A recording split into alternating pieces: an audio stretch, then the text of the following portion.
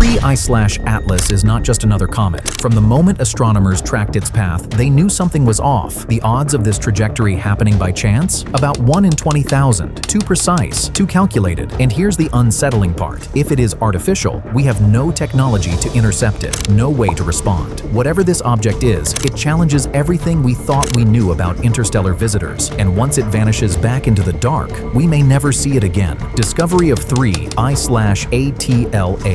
It all began on July 1st. The ATLAS survey system in Chile picked up a faint, fast-moving object slicing across the night sky. At first glance, it seemed ordinary, maybe just another comet drifting in from the frozen edges of our solar system. But this was no routine detection. The object was coming in from the direction of Sagittarius, a region that points straight toward the dense, star-packed core of the Milky Way. And within hours, astronomers realized something that changed everything. It was moving far too fast to be bound by the sun's gravity. Its trajectory wasn't elliptical, like the comets and asteroids we've seen countless times before. It was hyperbolic, an open path cutting straight through our solar system. That meant only one thing. This wasn't from here. This was an interstellar visitor, inbound from deep space, destined to swing past and never return. But speed wasn't the only surprise. What raised eyebrows was the precision of its path. Most interstellar visitors we've seen before, like Oumuamua in 2017 or Borisov in 2019, came in at steep, chaotic angles, irregular flybys with no sense of order. But 3I/ATLAS didn't behave like that. Instead, it slipped into our system on a trajectory just 5 degrees off the ecliptic, the flat plane where all the major planets orbit the sun. And then came something even stranger. As astronomers refined its orbital models, they noticed a pattern. This object wasn't just drifting through randomly. It was set to pass near Venus, then Mars, and then Jupiter, in that exact order. That's the kind of sequence we deliberately designed for our own spacecraft, using gravity assists to steal momentum and slingshot from planet to planet. Coincidence? Maybe.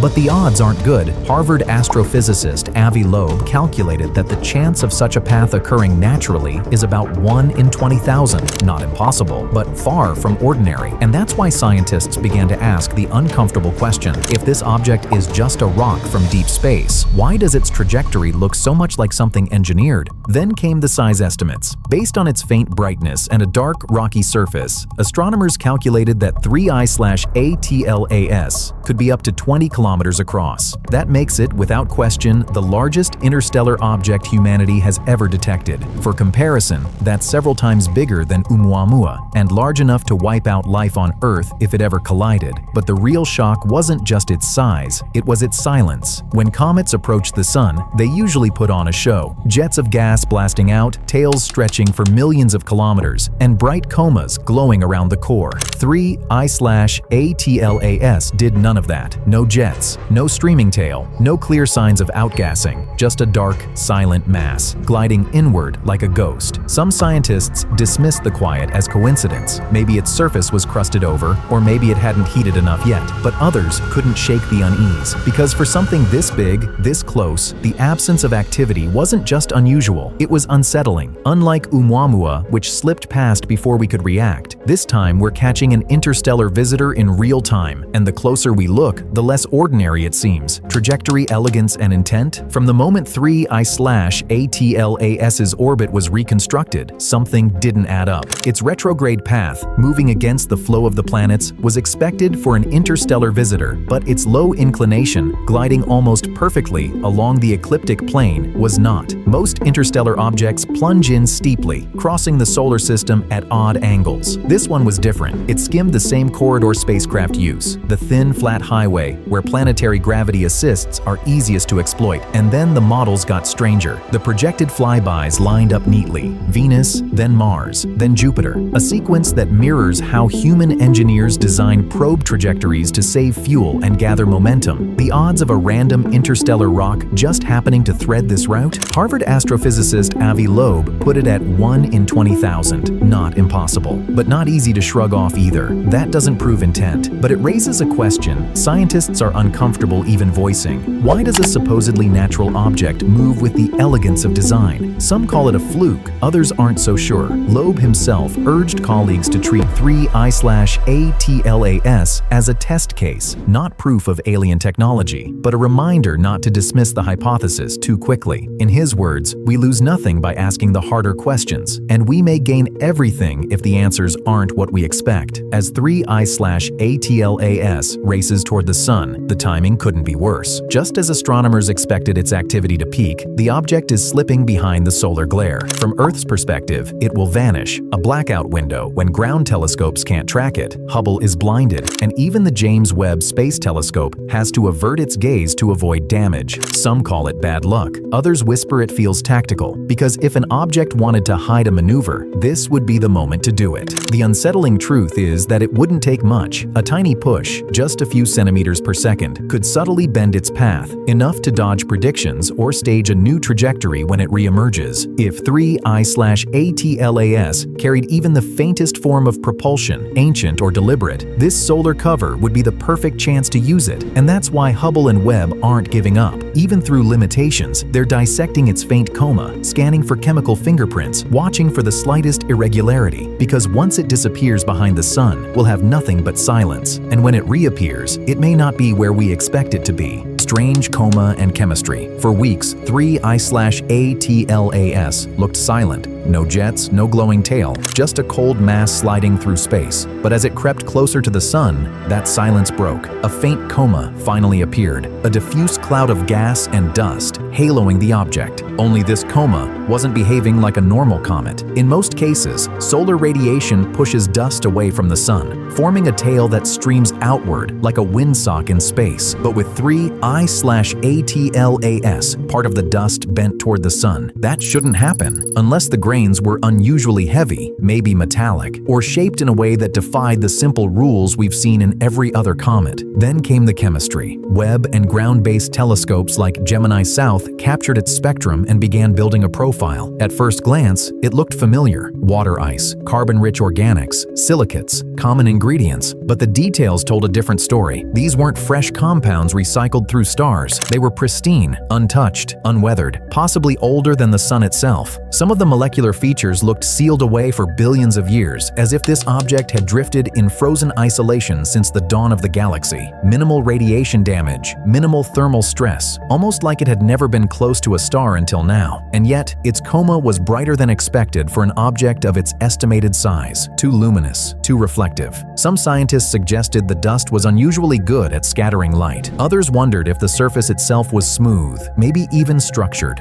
like an engineered shell disguising what lay beneath. Every answer led to a bigger contradiction. The more we looked, the less it behaved like anything we'd ever seen. Optical and brightness oddities. At first glance, 3I/ATLAS seemed smaller than expected. But then came the contradiction. Its coma, that ghostly envelope of gas and dust, was far too bright for an object of its estimated size. Normally, brightness tells us something about a comet's nucleus. A larger body gives off more material, more reflection. But with 3I/ATLAS, the math didn't add up. A relatively modest core was producing an outsized glow, luminous beyond reason. Some scientists argued it might be unusually reflective dust, fine particles scattering sunlight more efficiently than anything we'd cataloged before. Others wondered if the nucleus itself had a surface that wasn't just icy, but unnaturally smooth, almost polished. One unsettling possibility hung in the background: an engineered shell designed to reflect more light than a natural comet ever could. And the oddities didn't stop there. The way the coma spread contradicted standard comet physics: its symmetry, its brightness profile, even the timing of its release. Every detail clashed with what astronomers expected. Piece by piece, 3I/ATLAS was building a profile that looked less like a familiar comet and more like something else, something that refused to fit the categories we thought we understood. As astronomers traced the object's trajectory back across the sky, one detail stood out: its point of origin. 3I/ATLAS didn't come from the bright nurseries where new stars and planets form. Instead, the models placed its path in the direction of the thick disk of the Milky Way, a region filled with ancient stars, primordial dust, and debris left over from the galaxy's earliest days. That alone makes it extraordinary. If true, this object may have been traveling for billions of years, untouched, frozen, and unchanged since long before our sun was born, a galactic fossil carrying within it the chemistry of an age we can barely imagine. But there's another, more unsettling possibility. If 3I over ATLAS isn't just a relic of cosmic history,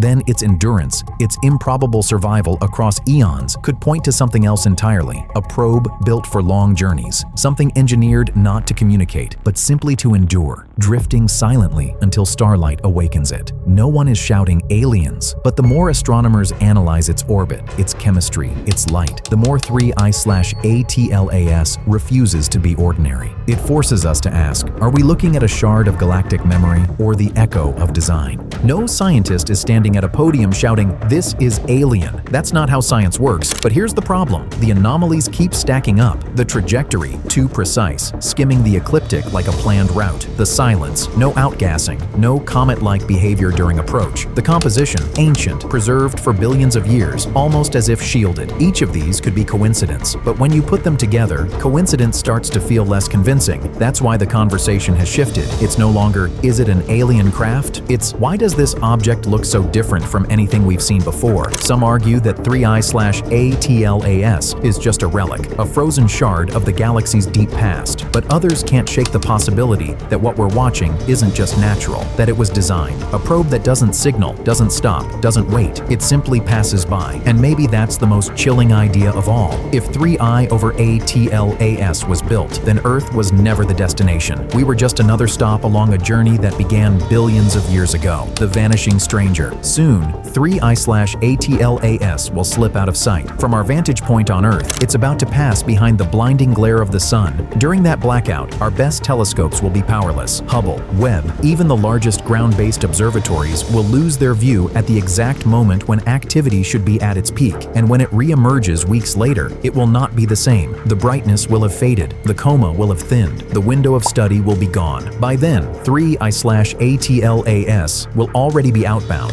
racing into the cold dark, shrinking into another anonymous speck in the endless night. We'll be left with fragments, spectra, images, charts, endless data points, enough to know this object was extraordinary, but not enough to tell us exactly why. Maybe it really is just a comet, rare but natural, carrying secrets from before our sun was born. Or maybe it's something else, something designed to pass close, but not too close, to show just enough, but never everything. Either way, the mystery will remain unsolved. A silent visitor that came from nowhere, crossed our skies with impossible precision, and then vanished, leaving behind only questions. Whether 3I/ATLAS is a natural relic or something artificial, one truth remains. It challenges science. It forces us to stretch the boundaries of what we think is possible. It doesn't fit neatly into our models, and that's exactly why it matters. Every anomaly, every contradiction, is a reminder that the universe is stranger than we imagine. Maybe it's just an ancient shard of cosmic history, a piece of galactic memory drifting through our system by chance. Or maybe it's more deliberate, a fragment of design, a probe from a civilization long silent. But perhaps the most unsettling idea isn't that it came here with intent. It's that we were never the destination at all. What if Earth is nothing more than a waypoint, a stop along a path carved long before our species even existed? If that's true, then the question isn't whether we've been noticed, it's whether we've simply been passed by.